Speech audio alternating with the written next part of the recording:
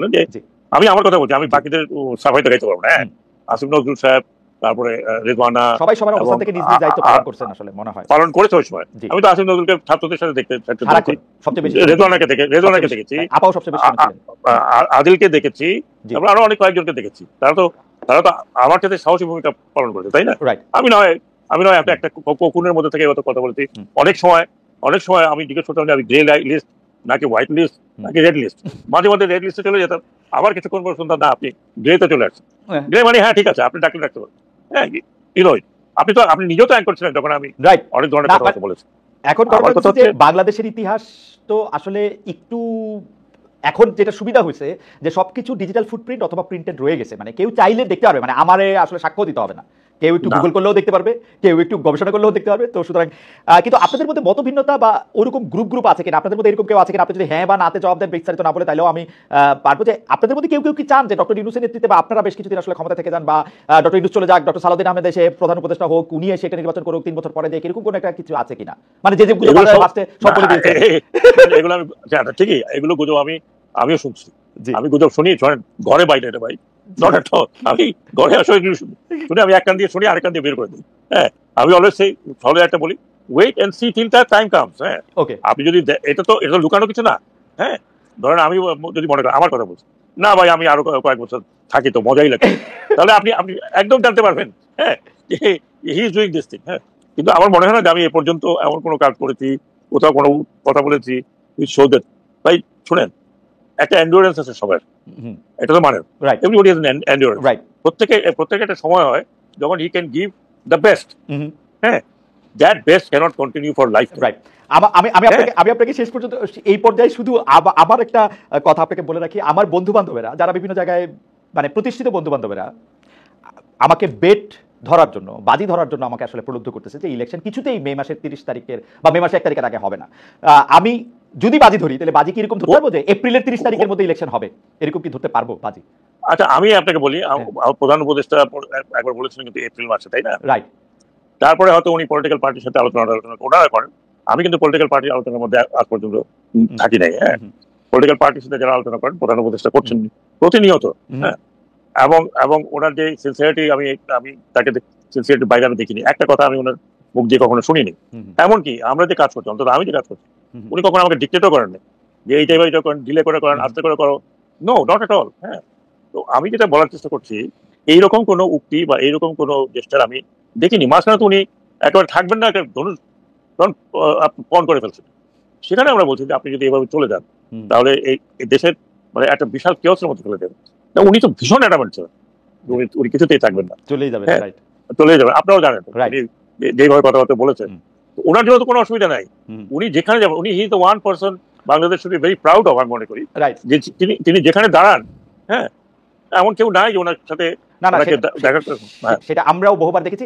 এবং আপনার ক্ষেত্রে আমি এটা বলতে পারি, উপদেষ্টা পরিষদে এরকম সদস্য যাদের নাম আমি বললাম তাদের সবারই আসলে একই অবস্থা, মানে তাদের কোনো মানে এমন না যে, কিন্তু প্রশ্নটা হইলো যে আপনারা অনেক সময় হয় না, আপনারা হোয়াইট ম্যানস বার্ডেন অনুভব করেন কিনা, যেটা আপনারা মনে করেন না দেশের ভালোর জন্য আবার থেকে যেতে হবে। ডক্টর মাহমুদ, সেই হোয়াইট ম্যানস বার্ডেনটারে আমি ভয় পাই আসলে। যে শোনেন, আমি ওনার মতো, আমি এটা বলি, ওনার মতো একজন এরকম ব্যক্তিত্ব, জি, উনিকে চাইবেন যে উনি এই ব্যক্তিত্ব নিয়ে উনি এমন জায়গায় পৌঁছে যান যেখানে তো সবাই তাকে এক ধরনের ভিলেন মনে করুক? I don't think so. না ভিলেন মানে আপনার কি মনে হয় যে উনি এপ্রিল মাসে বেশি থাকলে বা এপ্রিল মাসে নির্বাচনটা না দিতে পারলে ভিলেন মনে করবে? কারণ ডক্টর মোহাম্মদ ইউনূসের এরকম একটা পার্সোনালিটি, তারপরেও হয়তো আমরা কেউ বলবো না উনি যা করেছেন ঠিকই করেছেন, কারণ ডক্টর সাখাওয়াত তো আর এর বাইরে ভুল করতে পারে না। আপনাদের প্রতি আমাদের আস্থা ও বিশ্বাসটা কিন্তু এই পর্যায়ে, এইটারে আপনারা অপব্যবহার করবেন কিনা? লাইক মানে ইউর যেহেতু সুপিরিয়র।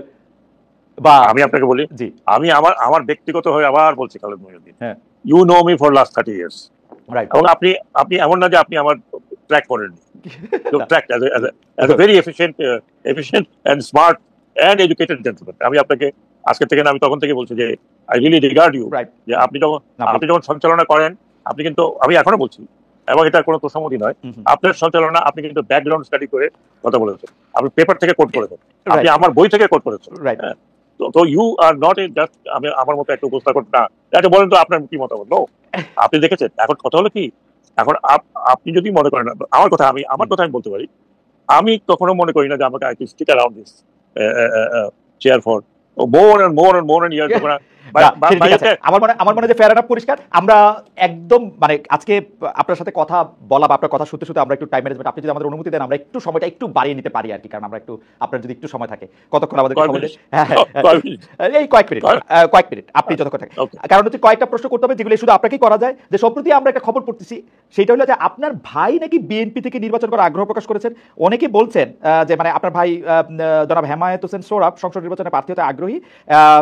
অনেকে বলছেন যে এটা হইলে আপনি কি আর লেভেল প্লেইং ফিল্ড করতে চাইবেন নাকি আপনি চাইবেন না? আপনি যদি এক নম্বর প্রথম কথা হচ্ছে আমার ভাই একজন ইন্ডিভিজুয়াল এবং সে বিএনপি যখন ছাত্র ছিল সে ছাত্র দলে ছিল, জেলে গেছে, অনেক কিছু করেছে, পরে পারিবারিক কারণে সে অত অ্যাক্টিভ থাকে না।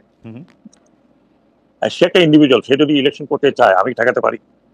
আর এমন কোনো কনস্টিটিউশন বা এমন কোনো আইন আছে যে আমি উপদেষ্টা থাকলে আমার ভাই বা আমার ব্রাদার বা আমার কাজেন বা আমার চাচা আমার মামা পলিটিক্স করতে পারবে না বা ইলেকশন করতে পারবে না? সে ইলেকশন যদি আমার কথা আমি শেষ করি, তার যদি ইচ্ছা প্রকাশ করে থাকে, পার্টি তাকে কি মানে উদাউট যাচাই করে তাকে একটা বিএনপির মতো একটা পার্টি কথা নাই বার্তা নিয়ে ডোনেশন দিয়ে দেবে? Is it possible?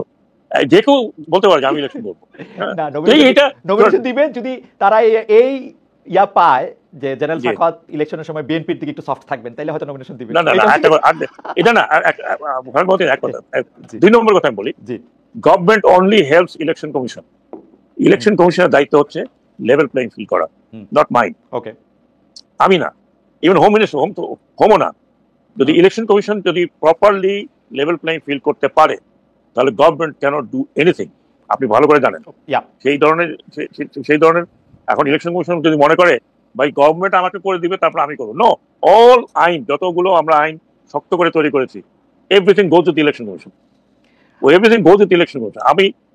আমি অনেক রেফারেন্স দিতে পারি, আমি তো এটা উপরে পিএইচডি করেছি, আপনি জানেন। অন্যান্য দেশে যেমন দিতে পারি, প্রধানমন্ত্রীকে পর্যন্ত জবাবদিহি করতে হয়েছে আপনার ইলেকশন কমিশন। প্রধানমন্ত্রীকে সবচেয়ে বেশি জবাবদিহি করা উচিত, কারণ প্রধানমন্ত্রী যেহেতু যত বড় চেয়ার তত বেশি জবাবদিহি করতে। ইলেকশন কমিশনে আপনি একটু দৃষ্টি আকর্ষণ করতেছি যে কারণ আপনি হচ্ছে যে এটার জন্য একদম আদর্শ ব্যক্তিত্ব যিনি এটা জবাব দিতে পারেন, কারণ হচ্ছে 147টি দল নির্বাচন কমিশনে নিবন্ধিত হতে সম্প্রতি আবেদন করেছে। এর মধ্যে অনেক দলই নাম সর্বস্ব।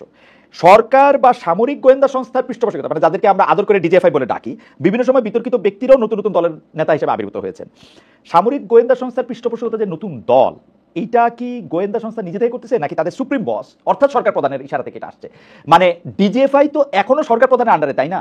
ডিজিএফআই যদি এগুলি কোনো কিছু করে থাকে, আমরা কিন্তু এনসিপির একজন কেন্দ্রীয় নেতা বলেছেন আমরা যদি ডিজিএফআই একটু সাহায্য পেতাম তাহলে আমাদের অনেক ভালো হতো।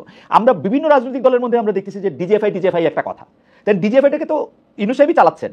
এই নাম সর্বস্ব দলগুলি কি ইউনূস সাহেব করতে বলতেছেন? মানে যদি ডিজিএফআই এর পিছনে। আচ্ছা, আমি আপনাকে একটা কথা বলি খালেদ, জি, আমাদের সময় কয়েকটা দল আসছিল না?